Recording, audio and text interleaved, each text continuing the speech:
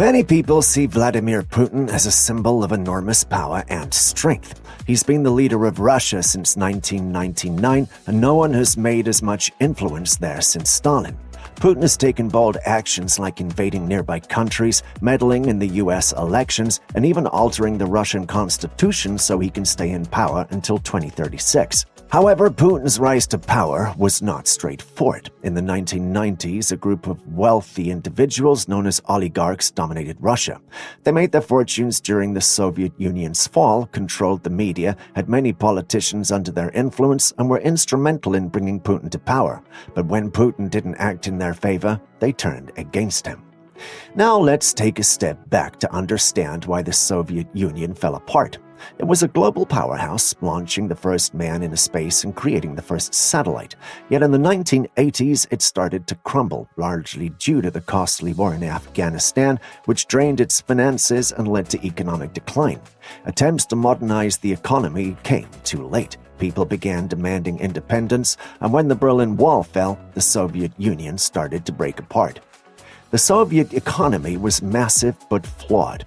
Everything was owned by the state, which supposedly operated for the people. The country had many factories producing various goods, but the system was highly centralized. Profits from the factories were sent to Moscow, which then redistributed the money. This led to inefficiency, as factory managers would overspend to ensure they didn't receive reduced funds the following year. This inefficiency, along with mounting debt and a recession, contributed to the Soviet Union's collapse. Russia faced the massive challenge of transitioning from communism to socialism quickly.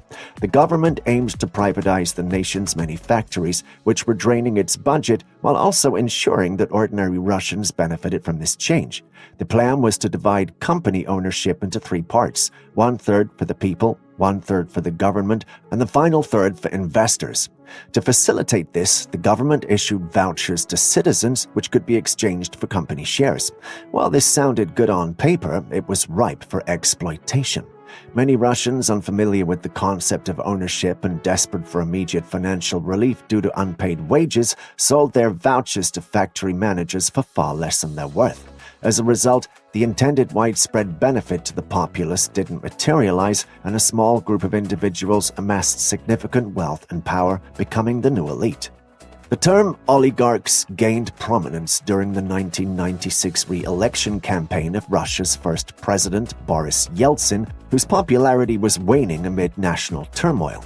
With his defeat seemingly inevitable against a parliament dominated by communists, Yeltsin sought support from the nation's wealthiest bankers. However, these oligarchs demanded substantial economic concessions in return for their support. Selling more government-owned companies required parliamentary approval, a tall order with the communist majority. The oligarchs devised a cunning plan to bypass this hurdle, exploiting the nascent Russian financial system where government funds were often held and managed by commercial banks. This scheme allowed them to significantly influence, if not control, a large portion of the Russian economy, marking a pivotal moment in the country's post-communist history. During a tumultuous period in Russia, with Boris Yeltsin eager for re-election amidst chaos, the country's leading bankers proposed a deal. They would lend the government $500 million at an astonishing annual interest rate of 150%, using the government stakes in major companies as security. If the government failed to repay, the banks would claim these shares.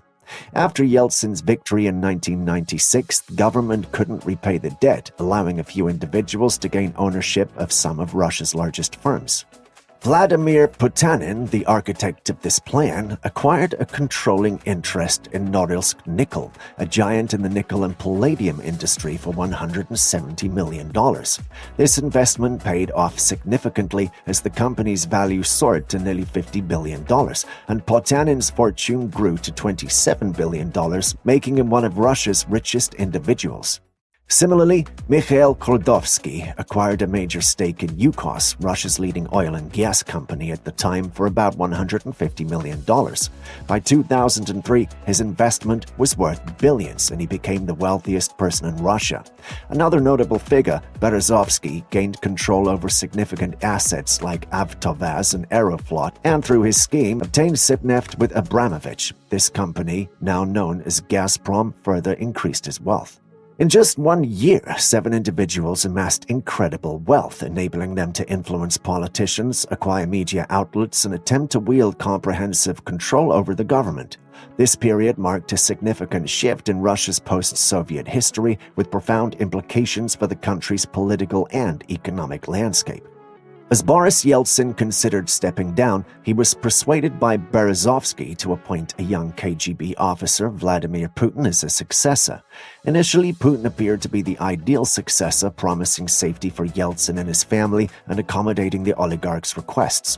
However, once in power, Putin began to assert his authority, signaling a shift in power dynamics and making it clear that he was now in charge. Despite their initial support for Putin, the oligarchs were not willing to relinquish their influence easily. They had substantial control over the media and vast financial resources, and they aimed to remind Putin that they were instrumental in his rise to power and could just as easily dethrone him. Kaczynski, a prominent oligarch who owned major media outlets like NTV, Sagodonya newspaper, and Echo of Moscow radio, became a central figure in this power struggle. His media empire began to criticize and mock Putin, which threatened to undermine the president's popularity. Recognizing the threat to his authority, Putin targeted Kaczynski, aiming to take control of NTV and curtail any dissent. Kaczynski faced charges of embezzlement and fraud and was arrested. In a bid to regain his freedom, he was coerced into selling his media conglomerate, Media Most, to Gazprom Media for a fraction of its value, after which he left Russia. However, Putin's campaign against the oligarchs didn't end with Kaczynski's departure. He continued to pursue Kaczynski, even seeking international support for his arrest and extradition, although Interpol rejected the request. The Russian government persisted, and Kaczynski was eventually arrested and placed under house arrest in Spain. These actions by Putin demonstrated his determination to consolidate power and signaled a new era in Russian politics where the oligarchs' influence would be significantly challenged. Witnessing the fate of Kaczynski, other oligarchs decided not to confront Putin and chose to align with him instead. Influential figures like Abramovich, Potanin, Deripaska, and Friedman opted to comply with Putin's authority to safeguard their wealth and freedom. However, Berezovsky, a key player in Putin's rise to the presidency and controller of a major TV channel, expected significant returns from Putin. Instead, he faced government investigations into his dealings with Aeroflot and lost control of his media holdings. Forced into exile in the United Kingdom, he lost all his Russian assets. Berezovsky's attempt to regain some of his losses through illegal battle against Abramovich, now an ally of Putin, ended in failure. His life ended tragically in 2013. With the media under his control, Putin faced little opposition. However, Mikhail Kordovsky, Russia's wealthiest individual at the time, challenged Putin's vision for Russia. In a public Kremlin meeting in 2003, Kordovsky accused government officials of corruption. This confrontation marked the beginning of his downfall. Soon, his business partner was arrested and his company Yukos came under investigation for tax evasion. By October 2003, Kordovsky himself was arrested on various charges and would spend the next decade in prison. Kordovsky's arrest was a stark warning, and no oligarch dared to challenge Putin thereafter. His dominance solidified to such an extent that envisioning Russia without Putin became inconceivable. So why does Putin seem to target Russian billionaires? It looks like it's all about power and control. By taking down powerful oligarchs, Putin ensures no one is strong enough to challenge him. But what do you think? Is this just about maintaining control, or is there more to it? Share your opinions in the comments below. Remember to hit the like button, share this video, and subscribe to our channel for more insightful discussions. Thank you for watching. Catch you in the next video.